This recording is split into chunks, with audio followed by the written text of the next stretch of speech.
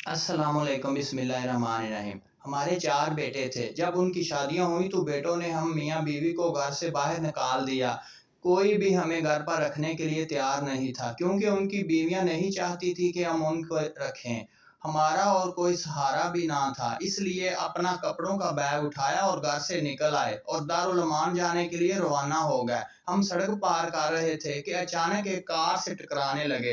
Car से एक लड़की निकली, हम देखकर हैरान रह गए और पांव तले जमीन ही निकल गई। वो हमारी बेटी थी जो इस हाल में हमें देखकर तड़प गई थी और हमें अपने साथ अपने घर ले गई और कहा, आप लोग अब हमेशा मेरे साथ रहोगे। और हम दोनों मियाँ बीवी शर्मिंदगी से नजरें ना उठा पाए क्योंकि ये वही बेटी थी जिसको हमने बचपन में अपने रिश्तेदारों को दे दिया था। ये कह करके हमें बेटी नहीं चाहिए क्योंकि बेटी बुढ़ापे का सहारा नहीं होती और आज वही लड़की हमारा सहारा बनी हुई थी। अगर आपको वीडियो अच्छी लगे तो प्लीज़ चैनल को ज़रूर सब्सक्राइब कर दीजिए ताकि हमारी हर वीडियो आप तक पहुंच सके। शुक्रिया।